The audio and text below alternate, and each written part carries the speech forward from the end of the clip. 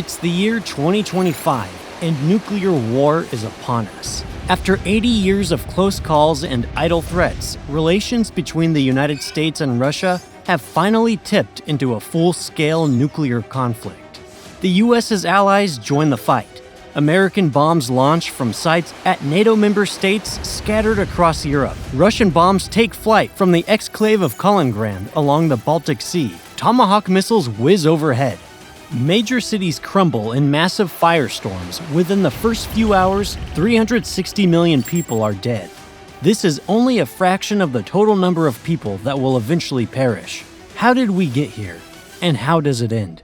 On August 6th and August 9th, 1945, the US dropped 2 atomic bombs on the Japanese cities of Hiroshima and Nagasaki. Less than a month later, Japan formally surrendered, ending the Second World War. In the deserts of New Mexico, scientists had created a bomb with the power to destroy the world. Now, we would spend the rest of time trying not to use it again. When the fog of war lifted, it was clear that the world was in shambles. Europe's economy had collapsed. Some 70% of its industrial infrastructure had been destroyed. Meanwhile, the Soviet Union had lost 27 million people, an entire generation of young men that had been wiped out. People looked for answers and saw that the war had emerged out of the Depression years of the 1930s. Hungry, desperate people had been susceptible to charismatic demagogues like Adolf Hitler. War now posed an existential threat to humanity like it never had before. Old allies also turning into foes. The Soviet Red Army had liberated vast tracts of Eastern Europe from Nazi occupation, leading them to annex them to become part of the communist project. However, with Europe destroyed, the United States had unprecedented command of the world economy. They were responsible for half of all global industry. What the United States had to offer was money with which to set Europe back on track. They hoped it would be enough to avert another war. At first, American aid excluded Germany, fearing its rematerialization, but quickly the thinking changed, recognizing that a peaceful, prosperous Europe must include the German people. In 1948, the US implemented the Marshall Plan, officially called the European Recovery Program. Over the next 4 years, it would transfer $13.3 billion to Europe. Although offered, the Soviet Union refused financial assistance and blocked aid to the other countries of the Eastern Bloc. Even Finland felt compelled to refuse the money for fear of angering their powerful neighbor. In the post-war years, Europe saw its future inextricably bound together. Nations signed a number of treaties in which they promised to come to one another's aid in the event of another war. The Treaty of Dunkirk brought France and the UK together in an agreement of mutual reciprocity. The Treaty of Brussels extended this agreement to Belgium, the Netherlands, and Luxembourg. The 1949 North Atlantic Treaty brought together the 5 countries of the Treaty of Brussels, plus the US, Canada, Portugal, Italy, Norway, Denmark, and Iceland. Each nation promised support in the event of a foreign invasion. However, the signing of the North Atlantic Treaty brought riots to the streets of Iceland. Its people objected to the potential for another foreign entanglement and wished for a return to isolationism. But those days had passed, and the Icelandic parliament signed anyway. This was the birth of NATO. Its motto was Animus inconsulendo liber, or a mind unfettered in deliberation. The decision to come to the aid of a member of state under attack would be automatic and delivered without delay. The key aspect of the North Atlantic Treaty was Article 5, which stated that an attack against one member country should be treated as an attack against them all. Although members are obligated to respond, the response does not have to include military action, although it's often assumed to. In modern times, NATO has even acknowledged cyber warfare as a legitimate battlefront, meaning that even a cyber attack can trigger NATO's Article 5 and oblige other member states to send assistance. The same year NATO came together, the Soviet Union developed its own atomic bomb, using intelligence stolen from the Manhattan Project. The world now had 2 superpowers locked in a game of brinkmanship, with the potential to unleash nuclear devastation. In 1954, the Soviet Union requested NATO membership, proposing Germany be reunified and all foreign troops withdrawn. NATO rejected the Soviets' proposal. The first General Secretary was Lord Ismay, who summarized the organization's goals to keep the Russians out, the Americans in, and the Germans down. But with the Soviet Union building its strength in Eastern Europe, NATO needed a strong West Germany to arrest the advance of communism. West Germany would join in 1955, preceded by Greece and Turkey. In response to being turned down by NATO, the Soviet Union spearheaded its own version, called the Warsaw Pact. Its formal name was the Treaty of Friendship, Cooperation, and Mutual Assistance. But with the iron grip of the Soviets on their satellite states, the agreement was largely superfluous. Meanwhile, France was annoyed by the stranglehold on NATO leadership, dually wielded by the United States and the United Kingdom. French President Charles de Gaulle pushed for the right to make a separate peace with the Soviet Union. The French also banned nuclear weapons controlled by another nation and began constructing their own. The most important nuclear event of this era is the Cuban Missile Crisis of 1962. When the US planted hydrogen-tipped Jupiter missiles in Turkey, the Soviet Union responded in kind, placing nuclear missiles on Cuba, less than 100 miles from the US coastline. After a tense standoff, the two countries came to an understanding. The Soviets removed their weapon from Cuba, and the US removed their weapons from Turkey several months later. After the Cuban Missile Crisis, it was clear that some kind of agreement had to be forged, and the nuclear powers began to hammer out a deal to avoid disaster. In 1968 came the Treaty of the Non-Proliferation of Nuclear Weapons. Nuclear powers agreed to share nuclear energy technology for peaceful purposes and to pursue disarmament. Non-nuclear powers who signed the treaty agreed not to acquire nuclear weapons. Today, 191 countries have signed the Non-Proliferation Treaty, but notable holdouts include India, Pakistan, North Korea, and Israel.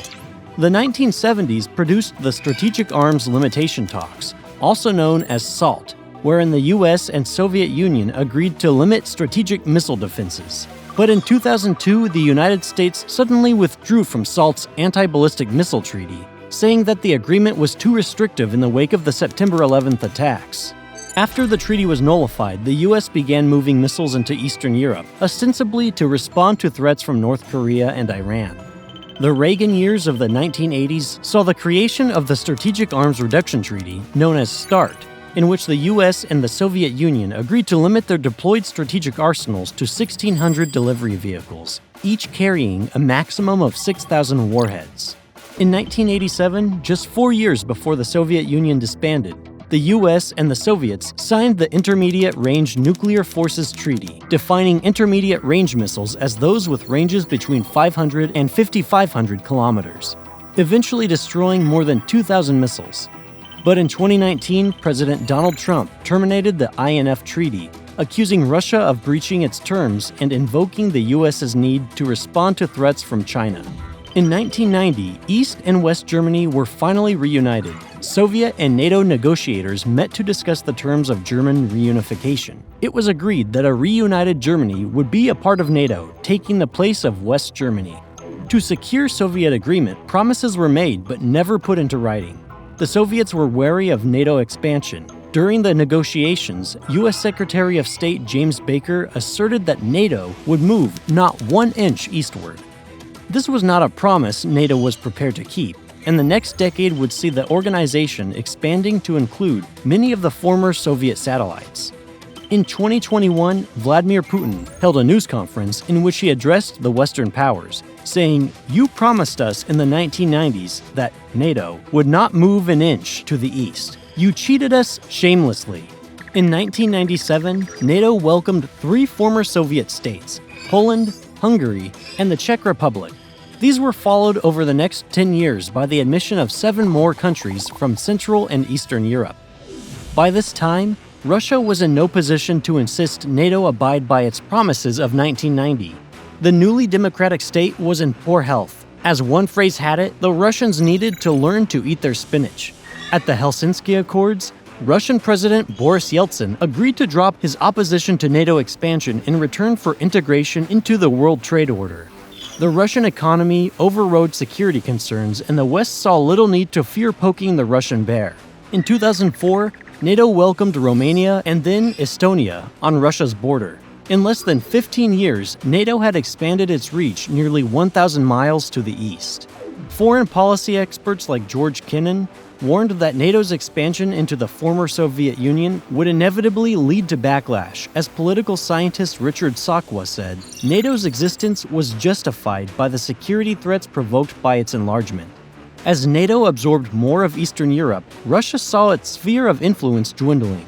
But they maintained that red lines existed over Ukraine and Georgia, which had special significance in the Russian imagination. Georgia was the birthplace of Joseph Stalin, and its location in the Caucasus made it a crucial part of the historic Russian Empire. The significance of Ukraine is even greater, with a shared border that spans 1,200 miles. What's more, the Ukrainian capital of Kyiv has great importance to the founding of Rus and the origin of Russian national identity. Encroachment here was sure to draw the ire of a newly emboldened Russia, looking to reassert itself after the desperation of the 1990s. In 2009, both Georgia and Ukraine were told that they could eventually become part of NATO. But the organization created no path to membership, known as a Membership Action Plan. In private, foreign policy experts doubted whether NATO could ever admit Georgia and Ukraine because of the potential anger to Russia.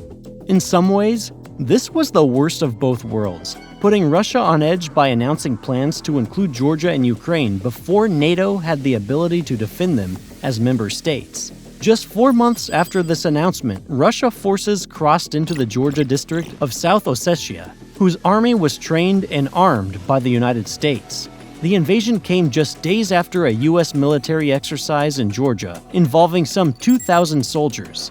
In Ukraine, President Viktor Yanukovych had been elected on a pro-Western platform, but in 2013 he suddenly changed course and announced plans to join the Russian Eurasian Union. He also wanted to accept a loan from Russia of $15 billion. This led to the protests in Maidan Square, Yanukovych's flight to Russia, and, in 2014, Russia's invasion of Crimea. As late as 2012, only 28% of Ukrainians had supported joining NATO. But after the invasion of Crimea, this number soared to 69%.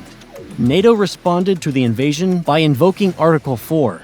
Members committed to increase financial contributions to a minimum of 2% of their GDP and dramatically increase troops in Eastern Europe.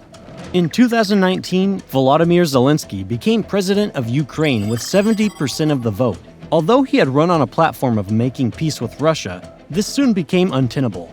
Amidst these tensions, NATO was conducting military exercises in Estonia along the Russian border, during which it launched 24 tactical missiles to simulate an attack on Russian air defenses.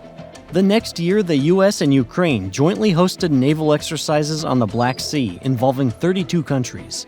At a 2021 meeting in Brussels, NATO reaffirmed its commitment to extending membership to Ukraine.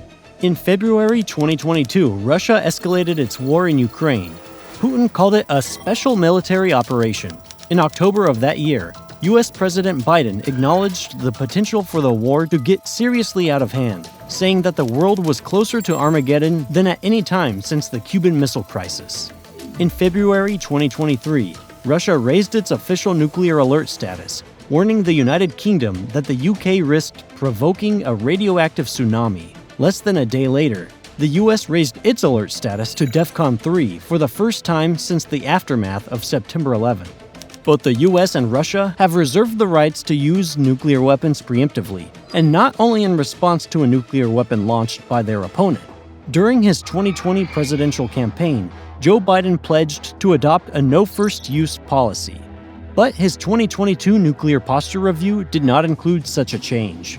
Both countries are willing to go nuclear if facing an existential threat, one they see as threatening the country's very existence. What constitutes an existential threat? It's impossible to know ahead of time. Such a threat can be interpreted as broadly as expediency dictates. Indeed, Putin regularly speaks of NATO in existential terms, accusing it of trying to weaken, divide, and ultimately destroy Russia. He has sworn to use all means at his disposal if he feels Russia's territorial integrity is threatened. That territorial integrity now includes much of Ukraine. An autocrat may view the future of his regime as so entwined with the future of the country that an existential threat to the regime is seen as constituting an existential threat to the nation. Can the war in Ukraine end with Putin still in power? It's unclear how such a change could be allowed to happen. So if Putin would be unwilling to end war without a total Russian victory, nuclear war seems inevitable. But how bad could it get? Let's dig deeper into the nuclear arsenals around the world. Together, Russia and the United States own 90% of the world's nuclear weapons. The US by itself counts 5,400 nuclear weapons, 1,744 of which are kept in a ready-to-launch position. Most of these are held in submarines and in silos across the American heartland. 100 nuclear weapons are kept inside NATO member states in Europe. Russia is thought to have even more weapons ready to launch, although their habitual obfuscation makes this impossible to verify. Weapons technology has made tremendous strides since the bombs dropped on Hiroshima and Nagasaki. The deadliest is the B-83 gravity bomb, more than 80 times stronger than the ones used in 1945. Missiles are more accurate too, so well programmed and computerized in terms of precision that the US has largely given up testing them. Weapons like Status 6, known as Poseidon in Russia, and Canyon in the US, are long-range torpedoes designed specifically to radioactively contaminate large tracts of land, rendering them useless for military and economic activity. We also can't ignore the possibility of a nuclear weapon being set off by accident.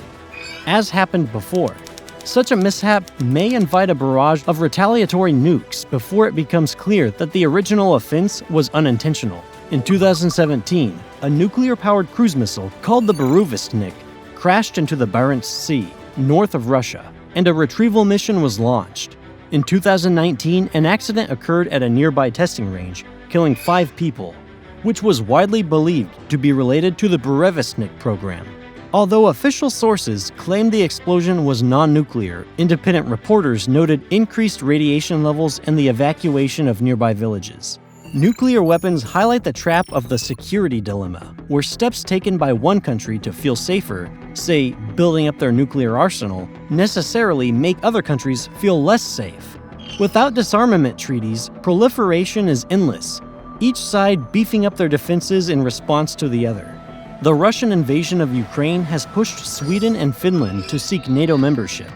Former Russian President Dmitry Medvedev has warned that this absolves Russia of its promise not to prepare nuclear weapons in the area around the Baltic Sea.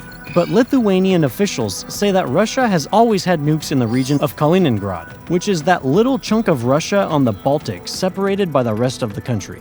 The US keeps nuclear weapons in 5 NATO countries. France and the UK maintain their own nuclear weapons, making for a very crowded continent. Nuclear treaties have allowed for nearly 80 years to pass without the use of a nuclear weapon. Yet even the use of targeted, small-scale nuclear weapons could act like the bursting of a once mighty dam, breaking a powerful taboo that has kept us safe. Putin, meanwhile, has denied any such taboo exists. He describes the West as having created a precedent by using nuclear weapons during World War II. In this way, he absolves Russia of any potential responsibility for breaking the nuclear seal. So what will be the straw that breaks the camel's back and causes the nuclear war to begin? Neither side will rule out use of nuclear weapons in a situation of existential emergency. Use could begin with the relatively small-scale tactical weapons, focused enough to wipe out a single apartment block, as opposed to the city busters we usually think of. The shells of these tactical nukes can be as small as 6 inches wide and fired from artillery on the battlefield. Calling a nuclear weapon tactical makes it sound laser-focused, capable of picking out targets with pinpoint accuracy. But it's still a bomb, unwieldy by nature, and, depending on the wind, would spread radiation far from the point of impact. Even a small-scale nuclear weapon dropped in a densely populated area can kill thousands, and the radiation can make an area uninhabitable for years. Tactical weapons could also be used to target energy infrastructure, supply lines, or weapons storage. Russia is believed to have about 2,000 of these small-scale nukes, most notably the Iskander-M. The Iskander, on the weaker end of the modern nuclear weapons, has a blast radius still larger than the one dropped on Hiroshima. Nuclear weapons are scary enough when we imagine them firmly under control of governments at least somewhat accountable to their people. But what if they were harnessed by rogue actors? In 2022, someone looted the power plant at Chernobyl, stealing radioactive material that could be made into a so-called dirty bomb, an improvised nuclear device.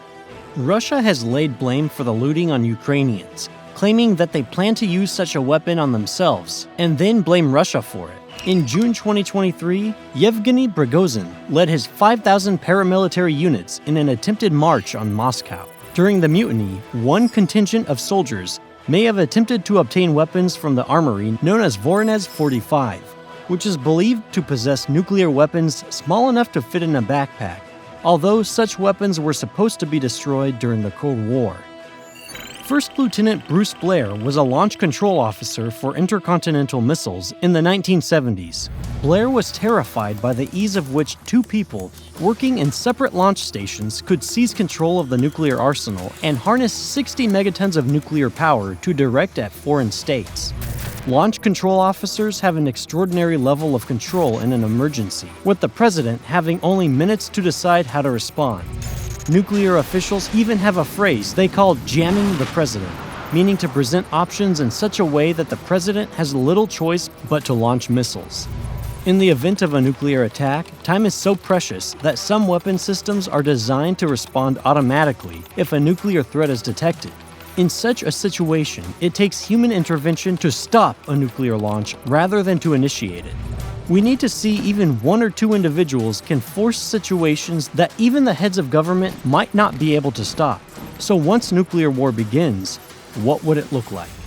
While there are many ways it could begin, the most likely would be the use of tactical nukes on the battlefields of Ukraine, which could lead quickly to full-scale nuclear war. Once one nuclear bomb hits, hundreds or even thousands more are poised to follow. 4,000 potential detonations, each 100 kilotons on average, would rapidly lead to 360 million deaths. These bombs are quick travelers. From Russia, every city in the US is a half hour away. In Europe, the figure is only 20 minutes. As the bombs hit, X-rays and ultraviolet light waves create a fireball the temperature of the center of the sun.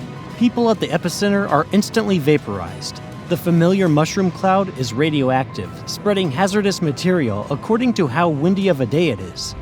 The shock wave, initially traveling faster than the speed of sound, creates atmospheric pressure powerful enough to collapse buildings tens of miles away. Firestorms break out, liquefying glass and asphalt.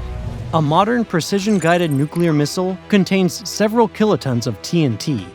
Detonation sends a burst of radiation lasting less than a second, but deadly up to a mile away. A thermal flash causes first-degree burns as far away as 8 miles. A modern 300-kiloton nuclear warhead is almost 10 times more powerful than the bombs dropped on Hiroshima and Nagasaki. When dropped on a city like New York, such a blast could leave 1 million people dead within 24 hours and start a mass fire 6 miles in diameter. Our best idea of what a nuclear war would look like comes from the US attacks on Hiroshima and Nagasaki. 140,000 people on Hiroshima and 73,000 in Nagasaki died, either instantly or within 5 months of impact. Within a mile of the blast site, victims were carbonized, with skin peeling clear off the bone. Others were instantly turned into skeletons, while all flesh vaporized away.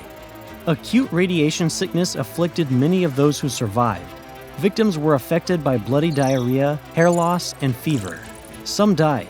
Cancer rates were perhaps not as bad as initially feared. An all-out nuclear war will send many more bombs flying across the globe. Even more concerning than the immediate victims are the effects on the climate and the environment.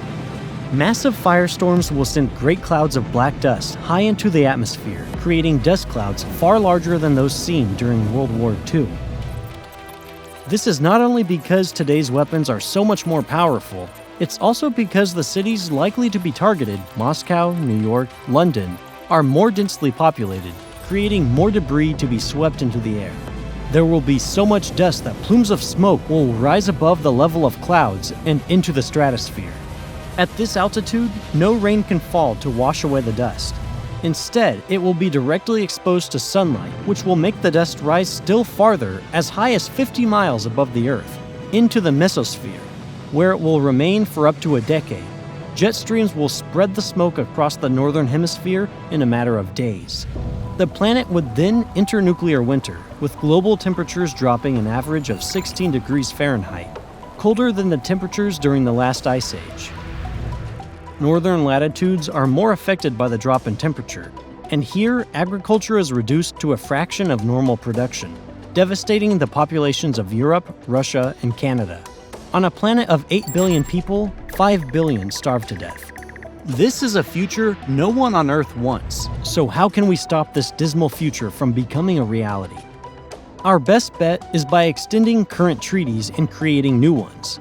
The current favorite is the new Strategic Arms Reduction Treaty, called New START.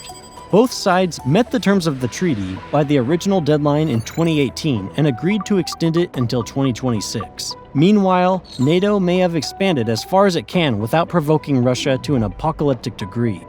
The idea of spheres of influence can seem deeply undemocratic, yet it's a part of global politics whether we acknowledge it or not.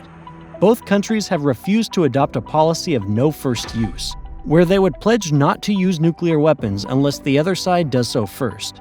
Instead, both have reserved the right to use nuclear weapons in the event of an existential threat. It should be clear by now that the real existential threat is nuclear war itself.